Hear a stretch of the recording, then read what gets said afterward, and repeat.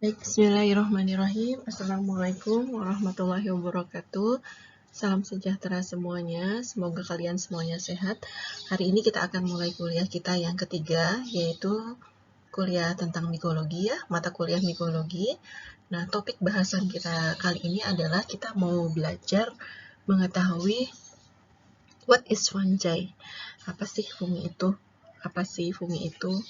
Siapa sih dia? Jadi kalau kita ingin mengenal lebih jauh tentang fungi, maka kita harus tahu dulu tuh barangnya itu seperti apa atau makhluknya seperti apa. Baik, kita mulai saja.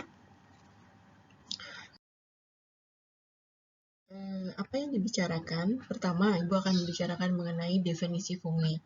Apa sih fungi? Secara orang berbicara tentang fungi, nah itu definisinya apa? Kemudian bagaimana sih karakteristik dari fungi?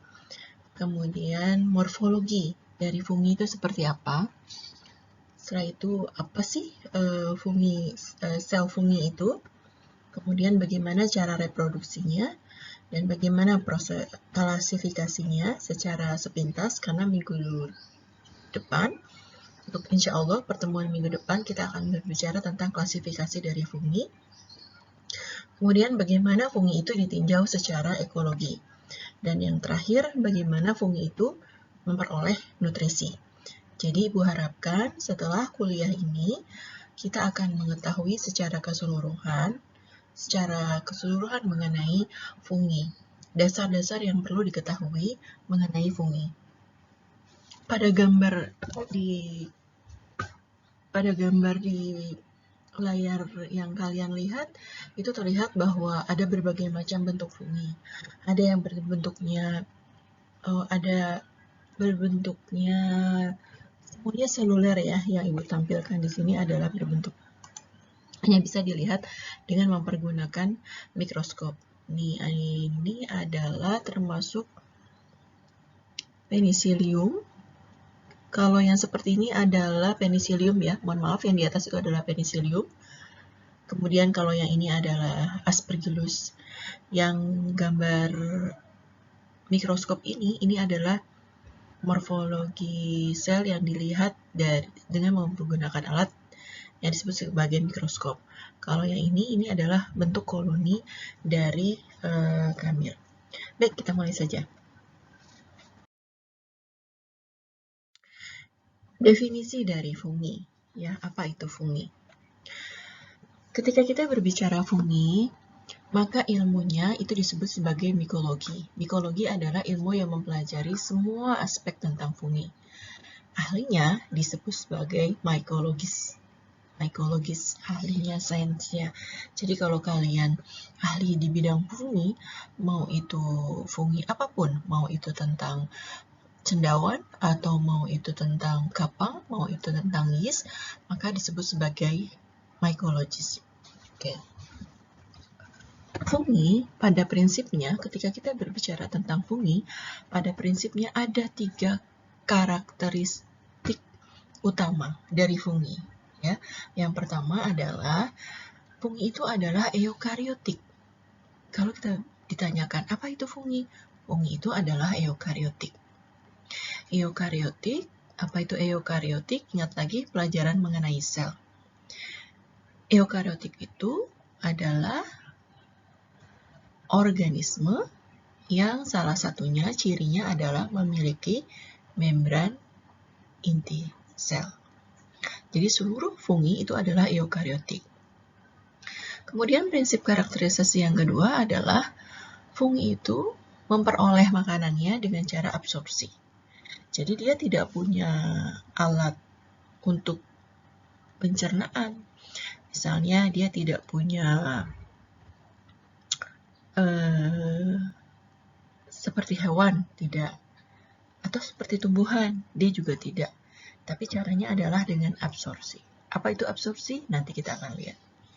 Ibu akan jelaskan. Kemudian reproduksinya adalah dengan salah satunya dengan menggunakan spora. Seperti kita ketahui, reproduksi fungi itu ada 2, bisa secara seksual dan secara aseksual. Oke, itu fungi ya. Nah, ini adalah mengenai general karakteristik dari fungi. Fungi itu selain tadi yang Ibu sudah sampaikan, fungi juga memiliki karakteristik umum. Ya, kita ulang lagi. Pertama, semua fungi adalah eukariotik. Jadi, tidak ada fungi yang prokariotik.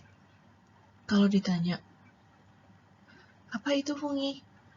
Fungi adalah mikroorganisme termasuk ke dalam kelompok eukariotik sel yang eukariotik.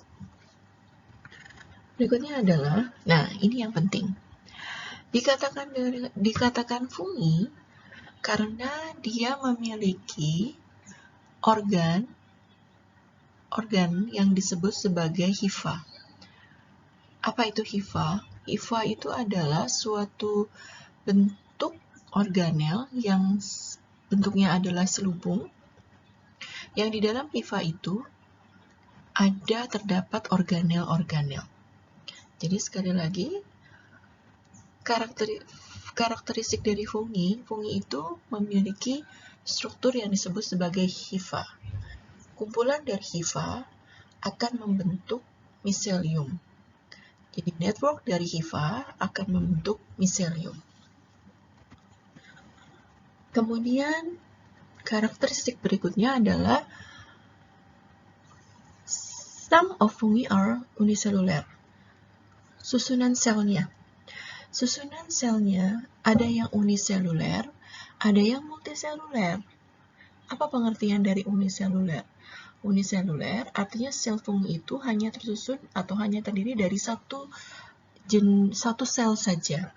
Tidak ada tidak ada bentuk yang lain dari sel itu. Kalau kita adalah termasuk sel yang multiseluler, karena kita terdiri dari ada organ tangan, kaki, gitu ya. Atau misalnya pada gambar ini akan terlihat bahwa ini adalah rhizopus yang memiliki tipe sel yaitu multiseluler. Karena dia tersusun dari bentuk sel yang berbeda-beda. Jadi kalau sekali lagi Ibu sampaikan bahwa sel dari fungi ada yang uniseluler, yang tersusun hanya satu sel, ada yang multiseluler. Kemudian, apalagi nih tipenya? Oke, tadi sudah dijelaskan bahwa fungi itu memiliki struktur yang disebut sebagai hifa. Kumpulan dari hifa akan membentuk miselium. Nah, hifa pada fungi itu memiliki struktur yang terdiri dari ada membran sel, ada juga dinding sel. Jadi fungi punya dinding sel. Dinding selnya terdiri dari glukan, kitin. Atau ada juga yang memiliki dinding selnya berupa manan. Nah, kemudian reproduksinya ada yang seksual, ada yang aseksual. Seksual itu artinya melalui proses peleburan di antara dua bentuk yang berbeda, ya, dua bentuk organ yang berbeda. Kalau aseksual, proses reproduksi tanpa melalui proses peleburan di antara dua buah struktur sel yang berbeda. Contohnya misalnya spora. Kemudian bagaimana cara memperoleh nutrisinya? Nutrisinya tadi dengan cara absorpsi. Ada berbagai macam proses nutrisinya. Salah satunya adalah dengan melalui chemoheterotrof. Oke. Storage-nya dia punya storage compound berupa lipid, glikogen, sugar, alkohol. Nah, baik. Tadi cara hidupnya fungi itu dapat ditinjau secara ekologi. Bisa bersifat saprofit, bisa bersifat parasit, bisa bersifat simbiosis, macam-macam.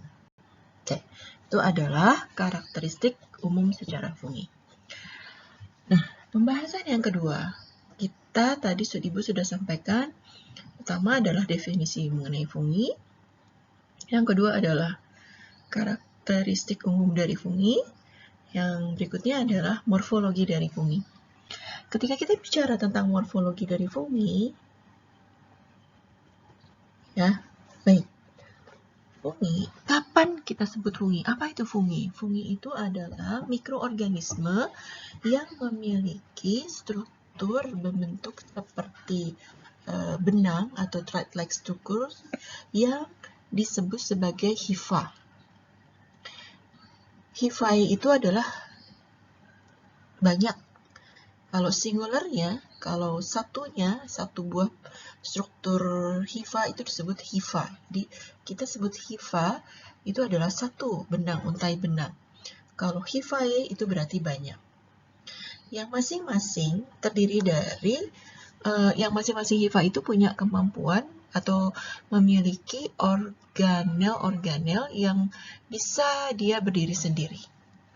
Jadi secara dari kapan kita sebut sebagai fungi? Fungi itu adalah dia mikroorganisme yang memiliki struktur yang seperti benang yang di dalam organel di dalam struktur hifa tersebut, yang di dalam struktur hifa tersebut terdapat organel-organel yang menunjang dia untuk menjadi individu baru. Jadi ini adalah contoh hifa. Ini adalah satu organel dari hifa. Di dalam hifa itu ada dinding sel, di luarnya yang hitam ini adalah dinding sel, kemudian yang orange ini adalah membran sel. Di dalam membran sel ada organel-organel yang tersusun dengan rapi. Ada mitokondria, ada badan Golgi, ada sitoplasma, ada nukleus, kemudian ada lagi lipid body. Jadi kalau kita nanti praktikum, tidak perlu kita mengambil dengan seluruh bagian dari hifa. Sedikit saja itu bisa akan tumbuh satu individu baru. Nah, berikutnya adalah ketika kita melihat hifa dari fungi, ada yang bersepta, ada yang tidak bersepta, atau disebut juga xenositic hifa. Apa arti dari septa? Septa itu adalah pembatas atau septum, kompartemen, pembatas yang ada di dalam hifa. Jadi ini adalah pembatas, ini dia bersepta. Ini adalah xenositic hifa, tidak bersepta. Jadi kalau kita melihat struktur dari fungi, struktur dari hifanya, maka ada yang bersepta, ada yang tidak bersepta. Kalau yang bersepta itu ada di dalam satu kompartemen itu ada satu nukleus. Kalau pada yang hifa fungi yang tidak bersepta, itu nukleusnya ada di seluruh permukaan dari masing-masing hifa tersebut. Nah, hifa septa dan tidak bersepta ini kita bisa mengklasifikasikan ke dalam filum tertentu. Jadi kita bisa mengklasifikasikan fungi berdasarkan ada tidaknya septa. Nah, oke, baik. Sekali lagi, kumpulan dari hifa itu akan membentuk suatu network dari hifae yang disebutnya adalah micelia. Ya, micelia. Micelia itu adalah bentuk banyak, jamak micelia. Kalau miselium itu satu buah kumpulan. Jadi kalau kita bilang hifa itu berarti satu struktur. Kalau hifae lebih dari satu hifa. Nah, kumpulan dari hifae akan membentuk micelia. Ya, kumpulan dari hifae akan membentuk miselium, kemudian membentuk micelia. Jadi yang pertama itu adalah hifa. Kumpulan dari hifa itu disebut sebagai hifae. Kemudian kumpulan dari hifae akan membentuk miselium. Kumpulan miselium akan membentuk pluralnya adalah micelia.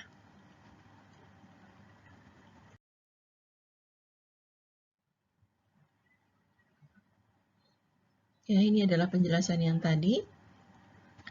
Hifa, apa itu hifa? Hifa adalah sel yang berbentuknya seperti tabung, berkembang dari spora, dikelilingi oleh dinding sel yang tersusun dari kitin atau glukan atau manan. Di dalamnya terdapat organ-organ nukleus, mitokondria, ribosom, badan Golgi, vesikel. Nah, itu adalah pengertian lengkap dari hifa. Baik, ulangi sekali lagi. Apa itu hifa? Hifa adalah sel yang berbentuk seperti benang yang tumbuh dari spora yang dikelilingi oleh dinding sel, yang dilindungi oleh dinding sel, kemudian membran sel. Di dalam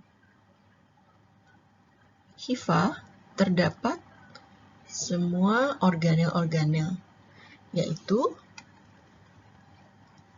nukleus, ada mitokondria, ada badan Golgi, ada juga lipid body, ada ribosom, ada vakuola. Jadi lengkap sekali sebagai satu individu baru. Jadi kalau satu kompartemen ini kita potong, maka dia bisa jadi individu baru. Oke.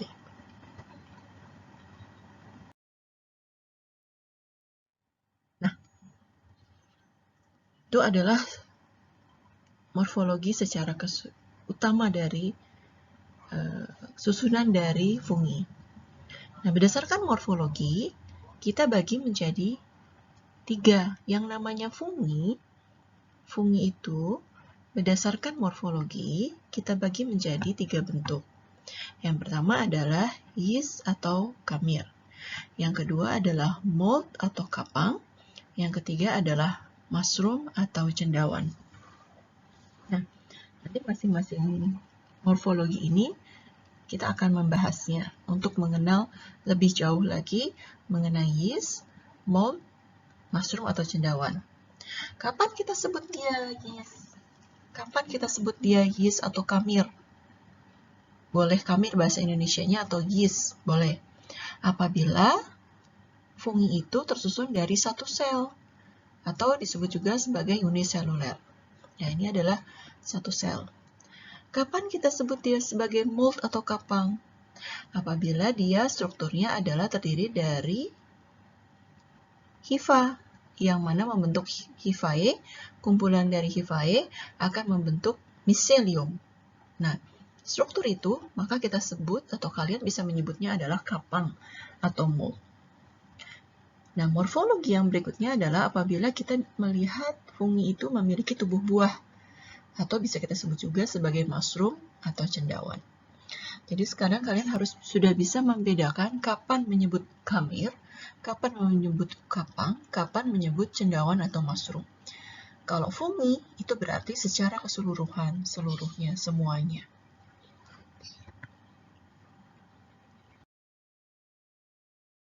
Nah, kita berbicara lagi tentang sel dari fungi. Lebih jelas lagi, lebih mendalam lagi. Pertama, sel dari fungi itu memiliki, harusnya dinding sel dulu ya. Baik, membran sel. Oke, di sini adalah membran sel.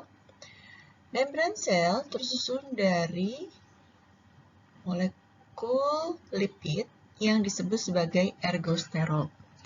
Nah, ini adalah membran sel dari fungi. Ya, jadi fungi itu, kalau ibu bilang fungi berarti bisa itu ke yeast, bisa itu ke mold, juga berlaku juga untuk cendawan atau mushroom. Nah, ini adalah membran sel.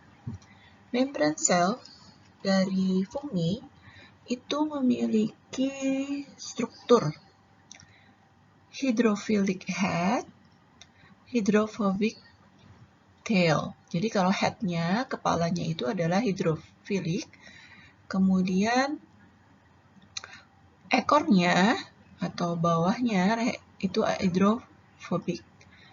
Kemudian dia tersusun dari fosfolipid bilayer. Oke, tersusun dari fosfolipid bilayer karena ada layer di bagian atas, ada layer di bagian bawah.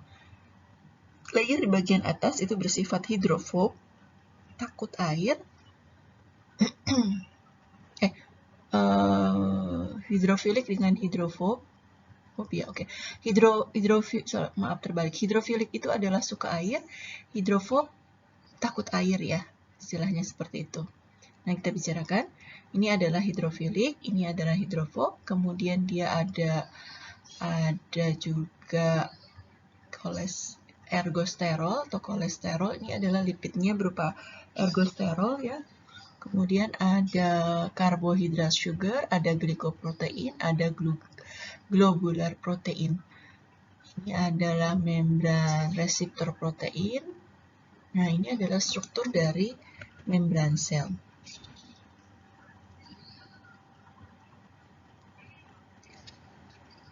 Membran sel itu dikelilingi oleh dinding sel. Ya, jadi membran sel, jadi pertama itu adalah dinding sel dulu, baru membran sel.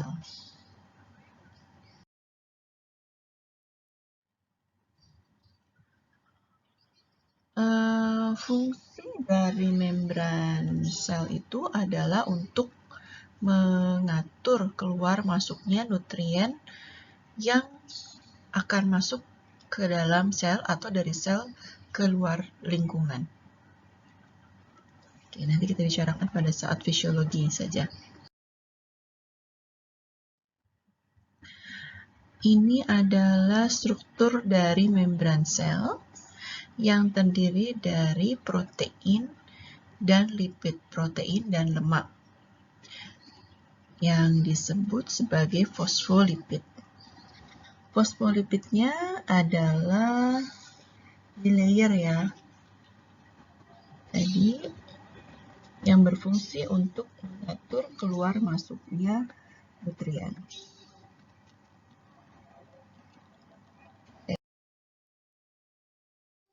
Berikutnya adalah dinding sel.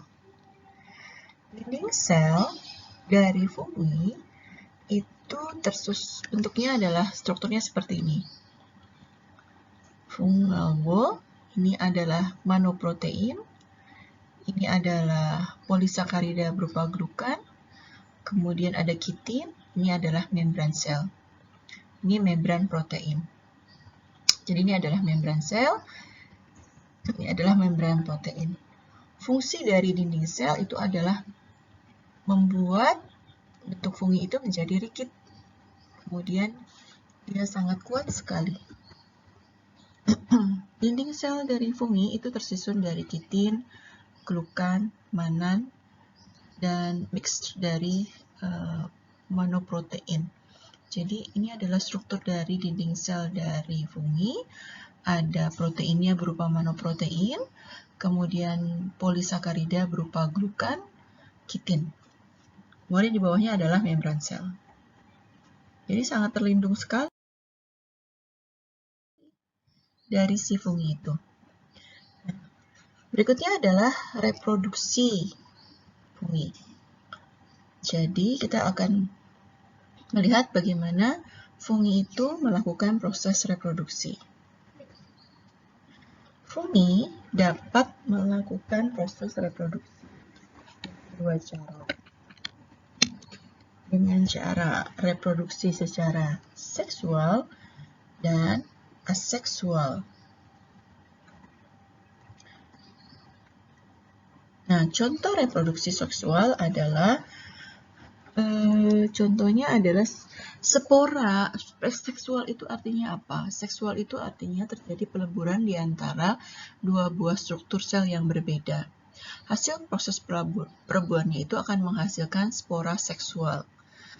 Spora seksual pada fungi itu adalah ascospore, contohnya Basidiospore, dan Zygospore. Nah, ini adalah ascospore, spora yang terlindungi di dalam sebuah kantung yang disebut sebagai ascus. Ya, ini adalah ascus. Ini adalah bentuknya. Ascus ada berbagai macam bentuknya. Nanti kita pelajari itu pada saat morfologinya. Ini adalah ascospore, spora yang ada di dalam kantong berupa ascus. Kemudian ini adalah Basidiospore. Basidiospor itu pada filum Basidiomycota. Kalau Ascospor itu pada Ascomycota. Basidiospor itu dihasilkan dari organel yang disebut sebagai basidium. Nah, kalau Zygospor itu adalah hasil peleburan di antara dua buah struktur hifa yang berbeda. Nah, menghasilkan spora seksual berupa zygospor. Zygomycota filumnya. Oke, sekarang tadi sexual reproduction atau reproduksi secara seksual. Sudah Ibu sampaikan, itu adalah hasil peleburan di antara dua buah struktur yang berbeda. Proses peleburan di antara dua struktur yang berbeda bisa terjadi secara plasmogami atau bisa juga secara karyogami, yang mana prosesnya itu adalah meiosis. Karyogami itu adalah peleburan di antara dua yang berbeda. Jadi tahapan sexual reproduction itu adalah pertamanya adalah plasmogami. Jadi plasmanya dulu melebur. Setelah plasmogami kemudian terjadi karyogami, kemudian terjadilah proses meiosis, di mana spora yang dihasilkan itu adalah peleburan di antara dua buah struktur sel yang berbeda. Nah, berikutnya adalah reproduksi fungi secara aseksual.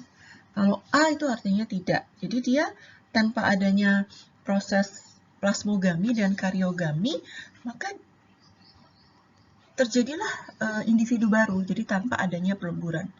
Spora aseksual pada fungi ada yang disebut sebagai zoospora, itu pada filum Chytridiomycota.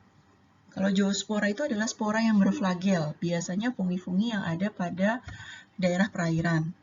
Kemudian ada lagi conidia. Nah, ini adalah zoospora. Zoospora itu dihasilkan dari kantong yang disebut sebagai zoosporangium.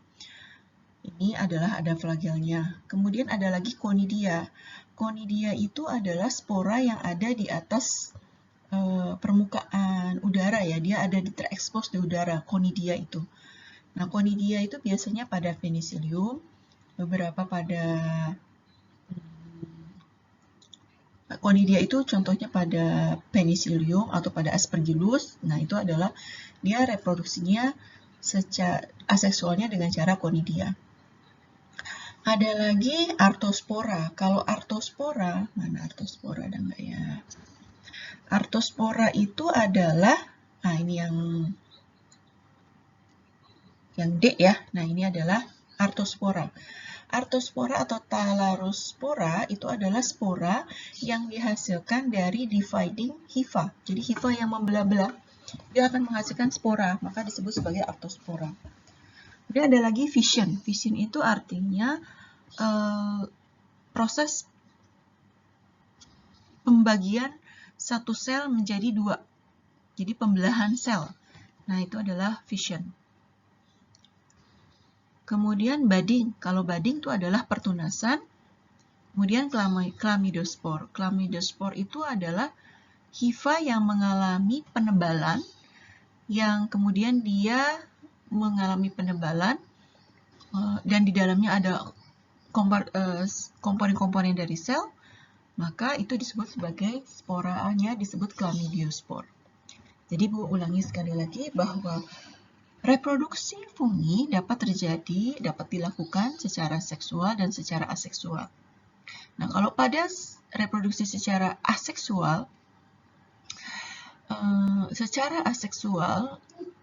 itu sporanya kita sebut disebut sebagai zoospor, conidia, artospor, fission, budding ataupun chlamydospor. Jadi proses reproduksi secara aseksual itu seperti itu.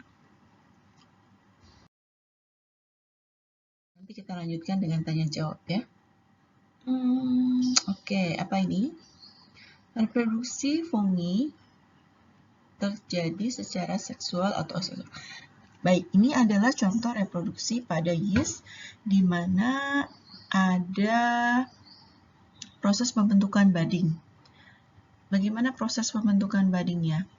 ini ada satu daughter cell atau sel induk, kemudian dia akan develop menjadi bud atau tunas, kemudian tunasnya akan membentuklah mother cell dan daughter cell.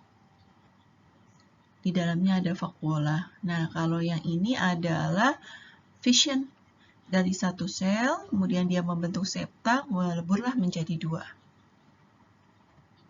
Ya. Oke, rasa udah cukup. Kemudian apa lagi nih?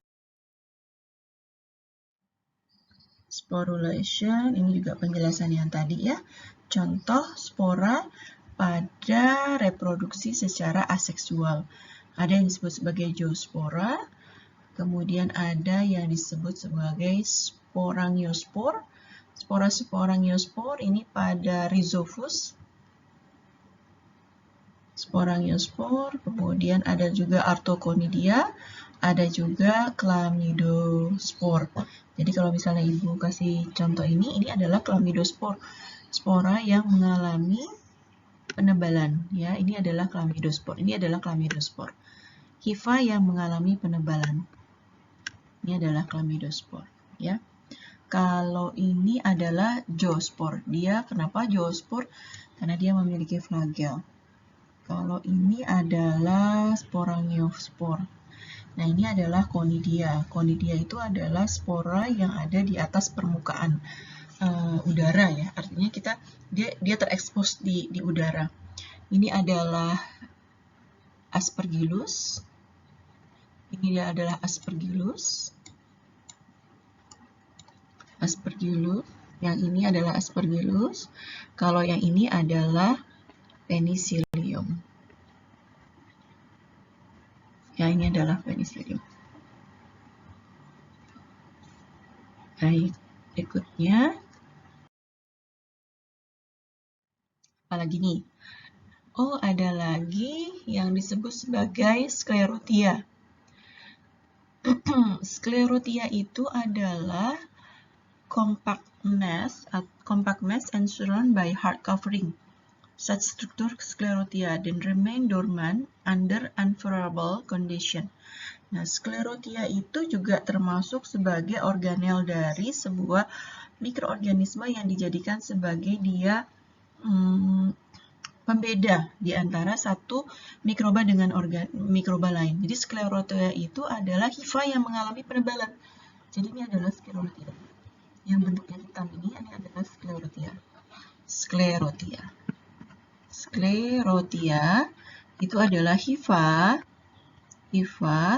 yang mengalami penebalan.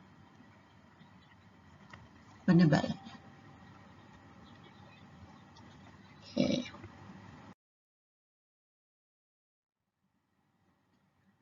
Ini masih tadi binary, proses reproduksi dari fungi secara aseksual. Ibu rasa sudah jelas. Fragmentasi itu adalah dengan cara potongan atau artoconidia. Fragmentasi itu bisa juga disebut sporanya adalah artospor. Artospora ini adalah spora yang terbentuk dari patahan dari hifa. Itu adalah artospor.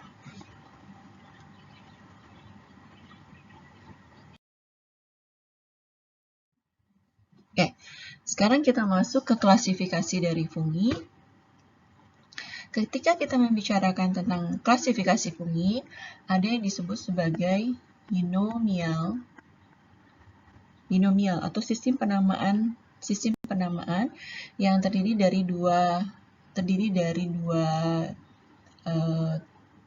huruf ya, Yang di depan ini adalah menunjukkan nama dari genus. Sementara yang di belakang ini adalah spesies. Ini dasar. Ini adalah dasar. Jadi, ketika kita berbicara tentang sistem penamaan, maka ada dua binomial klatur ya, atau sistem penamaan dua binomial, ada genus dan spesies, dan harus ditulis italic atau miring. Kadang-kadang ada juga, misalnya ada juga di sini kalau kita lihat ada nama orang di sini. Nah ini J. Lodge. Ini artinya adalah autor atau penemunya. Dia ditemukan oleh siapa? Kalau kita berbicara tentang klasifikasi fungi, seorang ahli biologi harus tahu klasifikasinya dari mulai taksa yang teratas sampai yang terbawah. Klasifikasi fungi itu terdiri dari domain fungi. Domain itu adalah domain ya, apa istilahnya tuh, domain ya. Kemudian kingdom, kerajaan. Kemudian phylum, subphylum, kelas, subkelas, ordo, family, genus, dan spesies. Jadi ini urutannya adalah dari atas ke bawah. Yang pertama adalah phylum. Phylum, kalau kita bicara tentang phylum, maka akhirannya adalah mycota. Kalau kita berbicara tentang subphylum, maka akhirannya adalah mycotina. Kalau kita berbicara tentang kelas, akhirannya adalah mycetes. Kalau kita berbicara tentang subkelas, maka akhirannya adalah Mycetae. Kalau ordo, itu adalah Ales, family, Aceae, genus, spesies yang tadi ya. Jadi domain itu adalah eukaryotik. Jadi domain ini bisa ada dua. Kalau fungi itu berarti eukaryotik ya. Domainnya adalah eukaryotik. Kemudian berikutnya adalah kingdom. Kemudian kingdomnya adalah fungi. Kemudian subphylum diakhiri dengan mycota. Phylumnya contoh misalnya Basidiomycota. Kemudian kelasnya adalah tadi kelas Mycetes, berarti Urediomycetes. Kelasnya adalah Urediomycetes. Ordonya Ales belakangnya. Jadi Uredionales, familinya Ceae, Melansporceae, genusnya adalah Melanspora, spesiesnya adalah Melanspora yezoensis. Nah, ini adalah sistem tata nama, klasifikasi atau sistem penamaan pada fungi.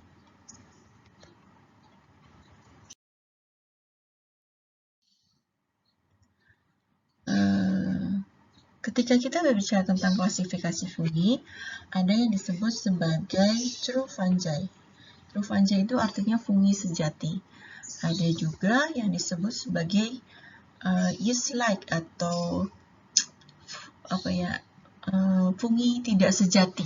Kalau true fungi itu adalah fungi sejati. Terdapat 3 filum, yaitu Chytridiomycota, Zygomycota, Ascomycota, Basidiomycota. Nah, ini adalah true fungi. Kalau yang yeast-like itu adalah filum, contohnya Oomycota.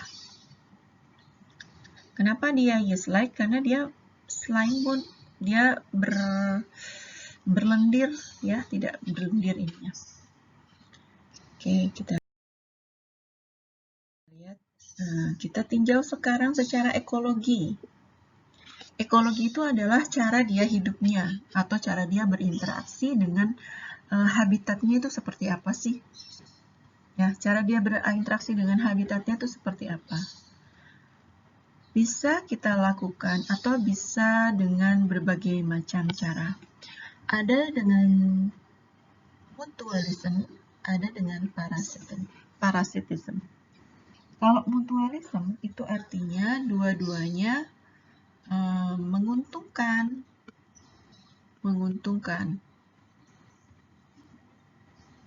Kalau parasitisme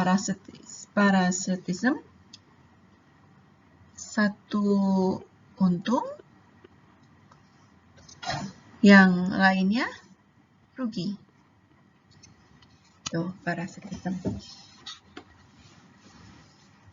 Nah, jadi cara ditinjau dari ekologi, maka fungi bisa melakukan dengan proses interaksi. Fungi bisa secara mutualisme, yaitu interaksi di antara dua buah struktur yang berbeda, di mana dia saling menguntungkan. Kalau parasitisme itu yang satu untung, yang satu merugikan. Contoh dari mutualisme misalnya lichens. Nah, ini adalah lichens. Lichens itu adalah hubungan di antara dua buah individu yang berbeda, yaitu fungi dan lichens itu adalah, kita lihat sebentar. Ya, fungi dengan alga. Ya, lichens itu adalah fungi dengan alga. Jadi fungi dengan alga. Fungi itu apa dia? Mutualisme dari mana? Fungi dengan adanya hifa itu memberikan nutrisi pada si alga. Alga dengan adanya klorofil, alga kan menghasilkan klorofil ya. Klorofil, maka dua-duanya saling menguntungkan.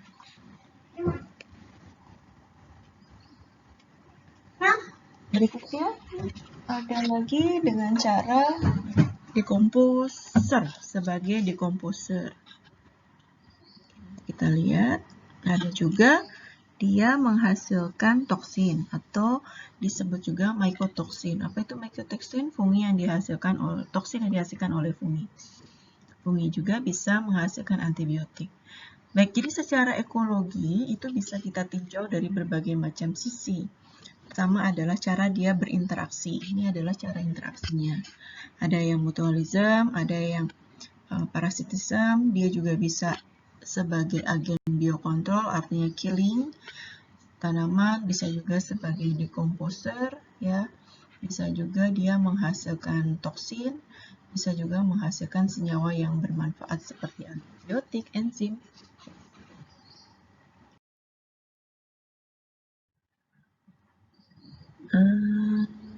Apalagi nih, kita lihat. Nah, baik.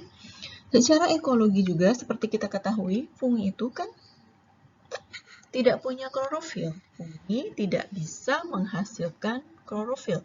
Karena fungi tidak memiliki klorofil, maka dia tidak dapat melakukan proses fotosintesis. Kalau dia tidak melakukan proses fotosintesis, maka fungi itu bersifat macam-macam nih. Satu adalah saprofit. Saprofit itu artinya dia tergantung pada senyawa organik. Ada lagi bisa parasit.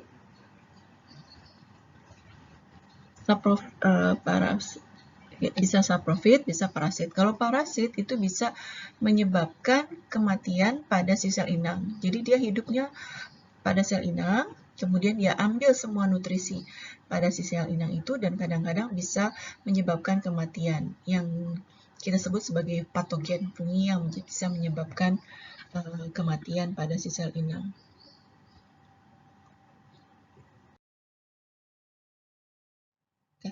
Jadi kalau ditinjau secara ekologi, fungi itu bisa melakukan hubungan mutualisme, bisa melakukan interaksi secara parasitisme, kemudian karena